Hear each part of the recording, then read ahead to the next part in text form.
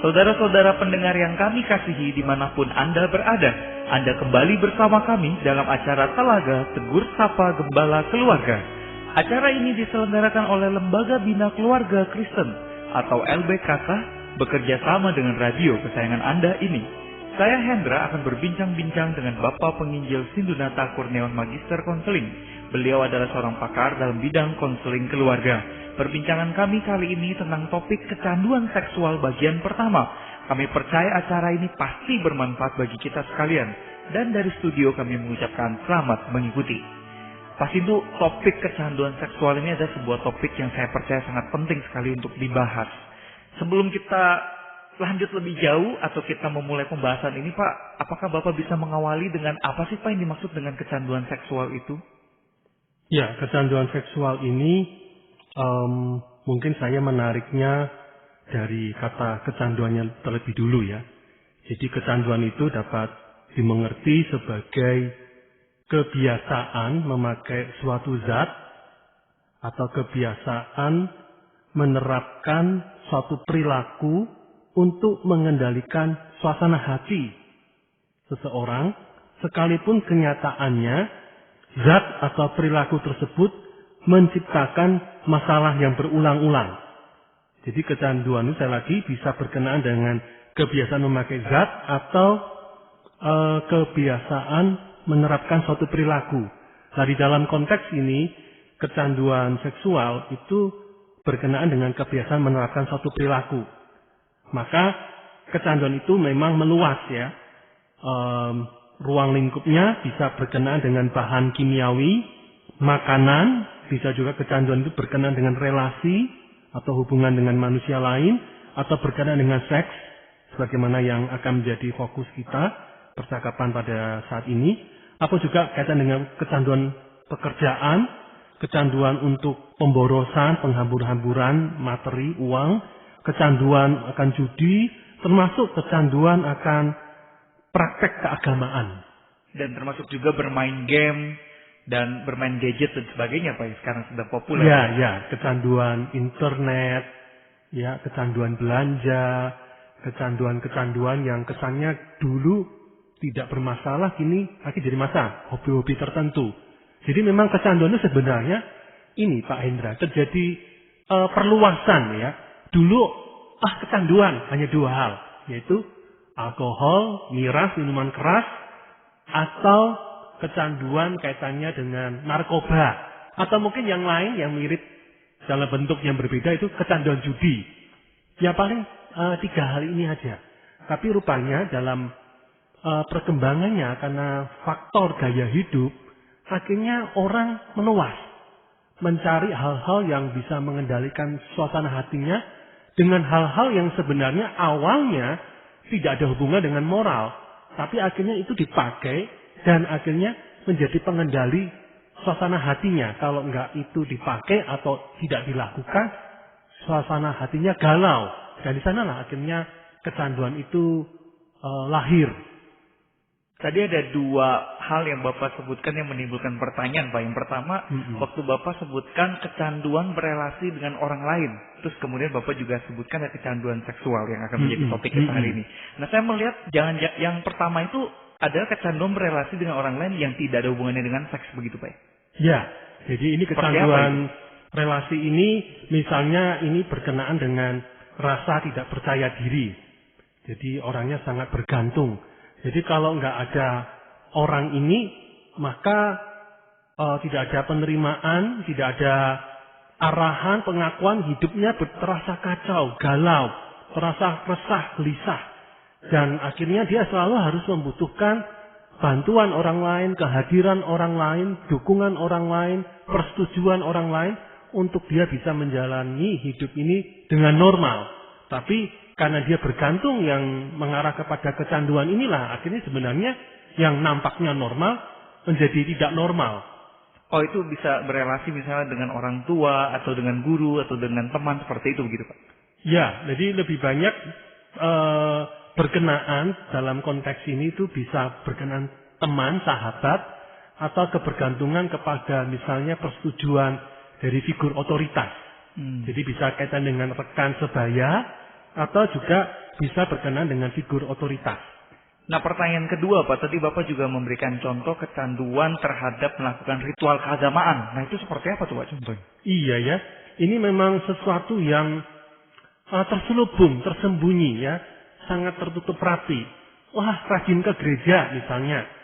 Dia rajin doa pagi, rajin doa malam, rajin ini dan itu. Tapi ujung-ujungnya dia sebenarnya terikat, bergantung dan rasa amannya bukan pada pribadi Tuhan, tetapi kepada ritual, kegiatan keagamaan itu. Dan bisa dilihat bahwa ketika dia tidak ada melakukan kegiatan-kegiatan praktek keagamaan itu, dia gelisah, rasa bersalah, bukan sebatas rasa bersalah itu tadi, kacau hidupnya. Dan kemudian apa yang dilakukan itu ternyata tidak ada kaitannya dengan relasi pribadinya dengan Tuhan. Jadi bisa jadi hidup kesehariannya itu hidup yang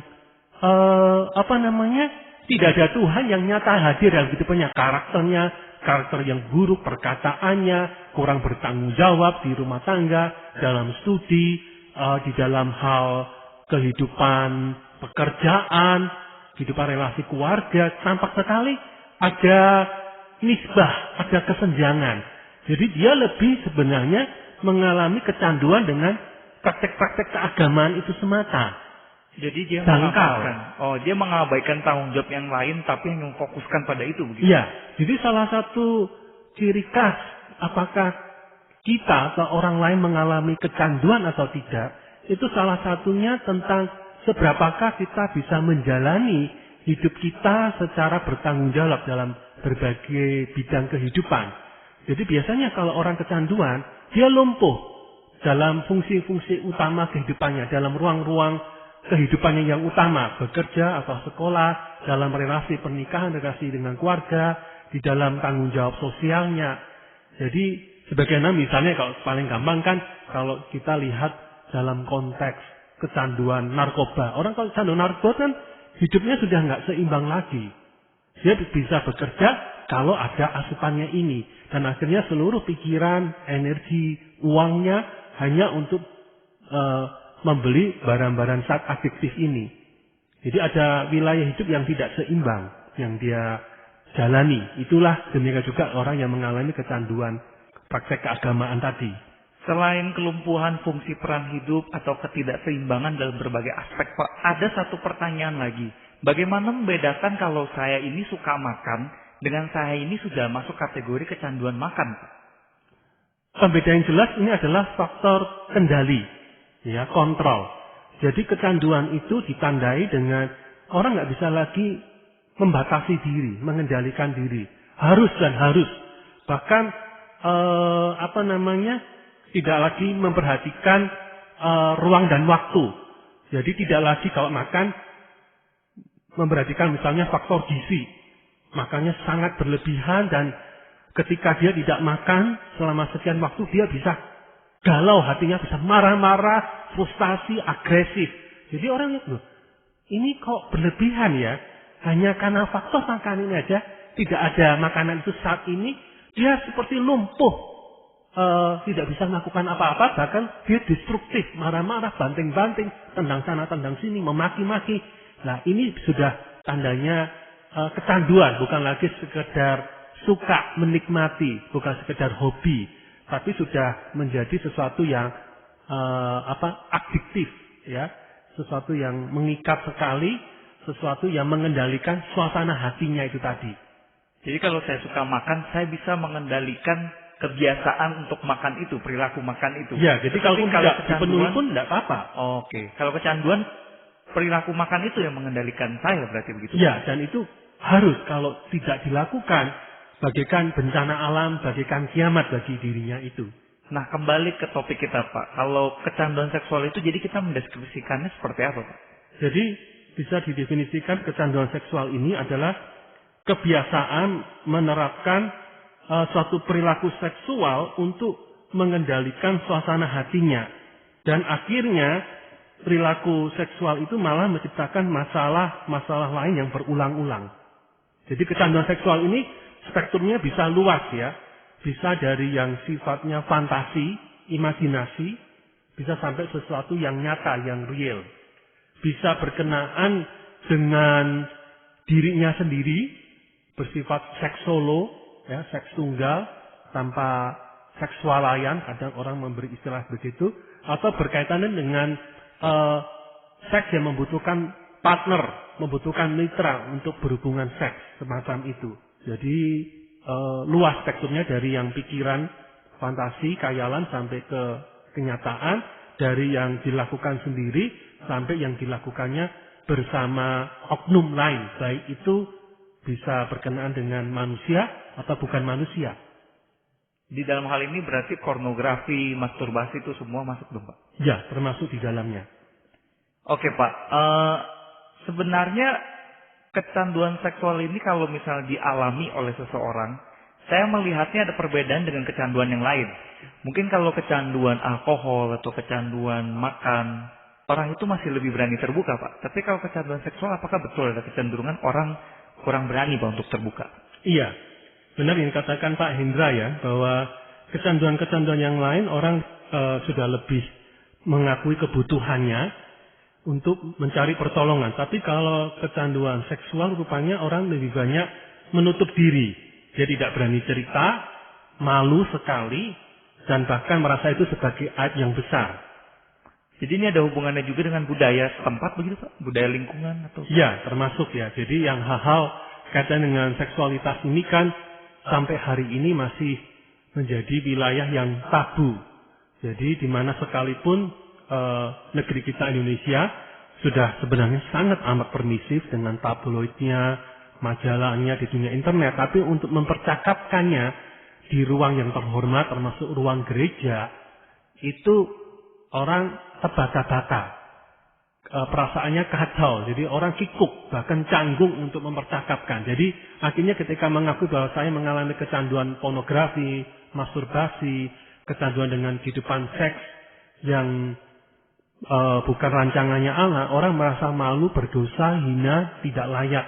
Jadi bagikan dosa yang paling besar dan paling memalukan di hadapan orang lain. Sebenarnya seberapa besar sih, Pak, bahaya dari kecanduan seksual ini? Ya, kecanduan seksual ini menjadi berbahaya itu karena kecanduan seksual ini bisa berkembang bagaikan bola salju yang menggelinding kian lama kian membesar, bagaikan istilahnya bola liar yang bisa menggelinding ke arah yang semakin lama semakin menakutkan.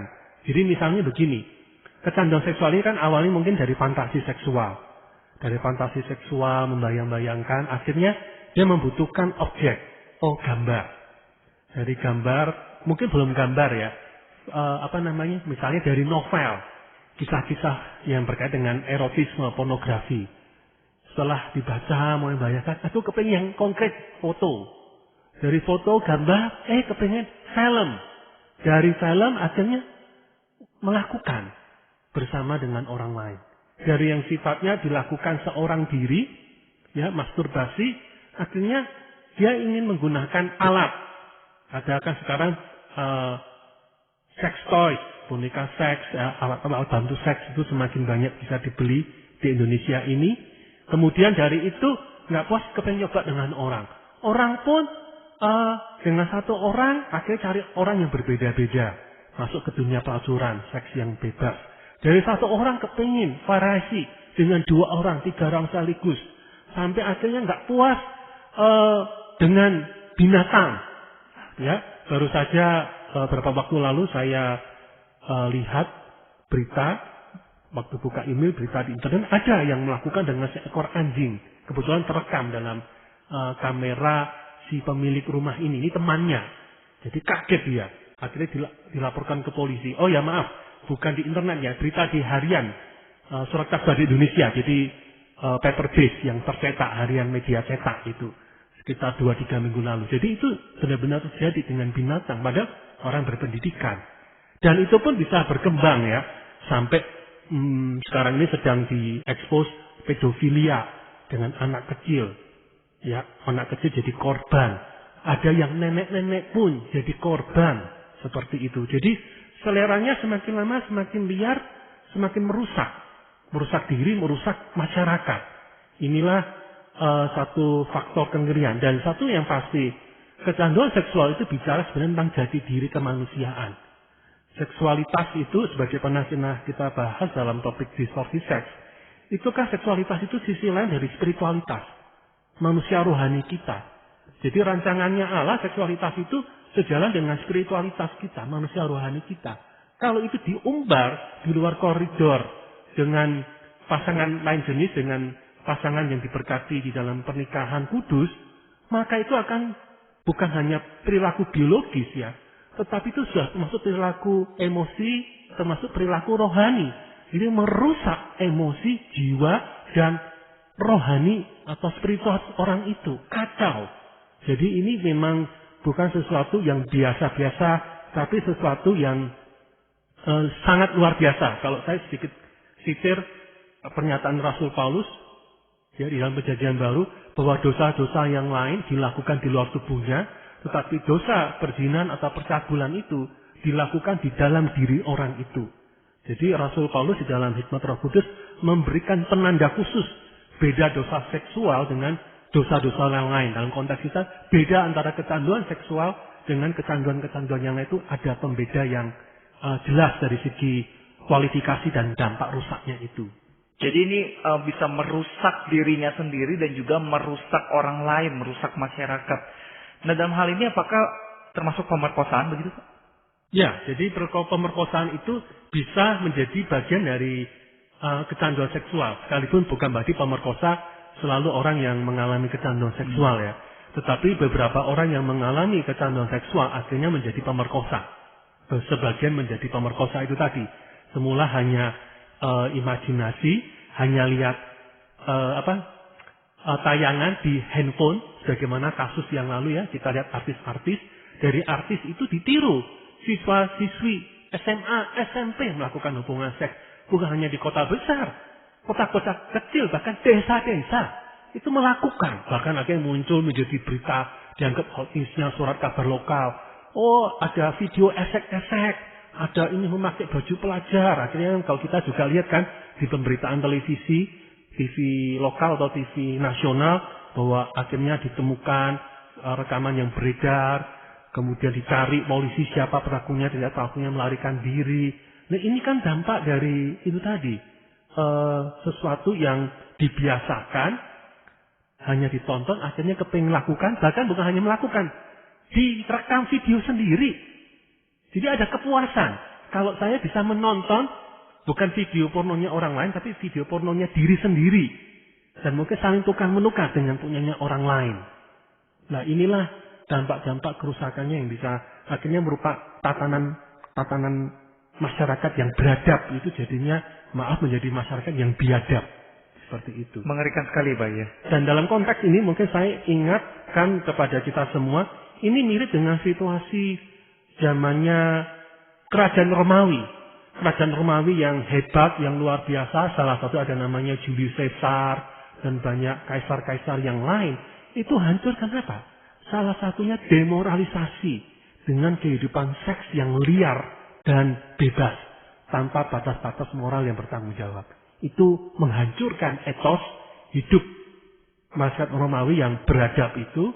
Akhirnya di mana seks liar terjadi juga korupsi, terjadi nafsu, kedagingan, dan akhirnya peradaban Romawi pun punah. Jadi ini juga ketika kita membiarkan Indonesia dalam situasi bermain-main dengan kehidupan seksualitas yang dirancang oleh Allah, ini bukan sekedar soal perilaku individual, tapi ini soal perilaku masyarakat, nasib bangsa Indonesia ini. Dan bukan hanya sekedar nasib Indonesia, termasuk nasib gereja Tuhan. Jadi gereja Tuhan pun juga harus peduli, jangan tutup mata itu kan di luar sana. Survei membuktikan, saya mengalami dan juga sekian banyak rekan yang terjun di berbagai gereja, ceramah, seminar. Kalau melakukan survei secara sederhana, siapa yang melakukan ini, siapa yang melakukan ini. Kalau misalnya ada survei tertutup ya, pasti akan ditemukan banyak warga gereja yang melakukan pornografi, seks di luar nikah, perzinahan atau perselingkuhan, dan berbagai hal. Dan bukan hanya warga jemaat, hamba-hamba Tuhan pun bahkan yang sudah dihabiskan dengan gelar pendeta, mereka mengalami kehancuran-kehancuran yang seperti itu. Dan ini nggak pandang gereja. Oh, itu yang gereja karismatik. Ya, satu hak. Tapi gereja-gereja non-karismatik pun juga bisa melakukan. Jadi kita tidak bisa berdiri atas nama teologi. Oh, teologi saya lebih sehat, kami lebih steril dari isu tentang demoralisasi seksualitas. Siapa bilang kalau mau dilacak dengan jujur akan ketemu kasus-kasus yang mengerikan. Jadi inilah fenomena gunung es ya. Yang ketahuan cuma 1-2. Tapi di belakang itu bisa 100, bisa 1000, 2000. Angka yang sesungguhnya. Jadi makanya kita harus berani bicara belak-belakan dalam terang firman Tuhan. Berani melakukan aksi untuk mengedukasi. Berani juga melakukan proses pendampingan atau pemulihan bagi mereka yang sudah terlanjur terjerat. Termasuk lewat topik kita saat ini tentang kecanduan seksual. Ini bagian dari edukasi. Dan dari edukasi dan menjadi aksi bagi kita semua. Bukan aksi untuk, maaf, seperti gerakan-gerakan radikal yang sweeping, penyapuan, hajar sana, hajar. Bukan. Lakukan dalam kebenaran sekaligus di dalam kasih karunia. Kita ajarkan yang benar. Tapi ketika mendapati ada yang sudah jatuh, mari dengan penuh kasih karunia, dengan hati dan matanya Yesus, hati yang penuh belas kasihan, kita angkat mereka juga. Kita layani, bimbing mereka. Bukan dipermalukan, tapi dipulihkan, disembuhkan. Karena tetap ada jalan pertobatan, ada jalan pemulihan di dalam Kristus. Pak, mengerikan sekali seperti apa yang Bapak sudah jabarkan ini, sudah sampai menjangkit warga gereja, hamba-hamba Tuhan. Ini satu fenomena yang sangat mengerikan. Nah, ingin saya tanyakan Pak, sebenarnya apa sih akar dari penyebab timbulnya kecanduan seksual ini? Jadi ini memang berangkat, ini Pak Indra ya, dari kebutuhan-kebutuhan dasar kita. Jadi sebagaimana Tuhan ciptakan kita, itu memiliki kebutuhan dasar. Paling tidak kita bisa kenali dalam 2 nama. Yaitu pertama kebutuhan untuk dikasihi, itu kebutuhan dasar yang Allah ciptakan pada kita. Yang kedua, kita sebagai manusia ciptaan menurut gambar Allah, memiliki kebutuhan untuk memiliki makna hidup, arti hidup. Sayangnya 2 kebutuhan ini dalam perjalanan hidup kita, lebih cenderung orang tua kita tidak bisa memenuhi secara optimal di dalam masa tumbuh kita sebagai anak. Dan itu malah ditambah juga dengan sebagian kita atau rata-rata kita dalam kadar tertentu mengalami pengabaian, penolakan, baik secara aktif atau pasif. Mengalami bahkan beberapa pelecehan, kekerasan. Bukan hanya kekerasan, pelecehan secara fisik, secara kata-kata, verbal, emosional. Bahkan beberapa kita mengalami kekerasan atau pelecehan seksual. Sehingga kita bertumbuh di dalam kebingungan akan identitas gender, identitas jenis kelamin kita. Maka kita pun kemudian bergumul dengan rasa kesepian, kecemasan, kebencian pada diri sendiri, ketertekanan, rasa malu, rasa bersalah, rasa takut. Semuanya itu membentuk kehidupan emosi yang kacau, yang tertekan, yang galau, dan merindukan penawar rasa sakit dari rasa sakit di hati, di batin kita ini. Jadi rasa sakit ini bermula dari tidak dipenuhinya 2 kebutuhan dasar tadi, Pak? Ya, tidak dipenuhinya dan juga adanya kerusakan akibat perlakuan-perlakuan buruk atau pelecehan yang dialami oleh kita. Jadi dalam bentuk misalnya pelecehan atau trauma-trauma tertentu. Jadi 2 ini yang merusak orang tua kita yang tidak memenuhi secara optimal. Yang kedua, dari segi tindak kekerasan pelecehan ataupun trauma yang kita alami. Nah, hal-hal inilah yang menyebabkan itu tadi, keterlukaan di emosi jiwa kita, dan itu membutuhkan secara alami kita ingin rasa sembuh, rasa terobati, butuh penawar rasa sakit. Pak, saya mau tanya, tadi Bapak sempat sebut ada kalimat bertumbuh dengan kebingungan akan identitas jenis kelamin. Boleh Bapak jelaskan secara singkat, Pak, maksudnya apa itu? Jadi ini juga sisi yang lain berkaitan dengan sisi pergulatan homoseksualitas. Saya mau menegaskan bahwa homoseksualitas itu akarnya kan soal kekaburan tentang identitas jenis kelamin, identitas gender. Jadi ini juga menjadi faktor orang akhirnya mengalami kecanduan seksual. Aku laki atau perempuan ya? Oke, fisikku laki, fisikku perempuan. Tapi aku nggak yakin. Kok aku merasa seperti tubuhku laki, tapi kok aku menyukai laki-laki. Tubuhku perempuan, tapi aku kok benci laki-laki. Aku lebih tertarik pada perempuan yang tampil lebih lemah daripada aku, perempuan yang tampil lebih kuat. Nah, ini juga menjadi bagian yang membuat orang mengalami rasa kesepian, rasa kebingungan, kebimbangan yang ingin akhirnya menunjukkan penawar rasa sakit tadi itu. Wah, ini topik yang sangat menarik sekali, Pak. Tapi sayang karena keterbatasan waktu, kita harus akhiri dulu sesi 1 ini. Apa pesan firman Tuhan yang ingin Bapak sampaikan untuk menutupi sesi 1 ini? Saya bacakan di dalam Kolose pasal yang ketiga, ayat yang kelima. Karena itu matikanlah dalam dirimu segala sesuatu yang duniawi, yaitu percabulan, kenajisan, hawa nafsu, nafsu jahat, dan juga keserakahan, yang sama dengan penyembahan berhala. Semuanya itu mendatangkan murka Allah atas orang-orang durhaka.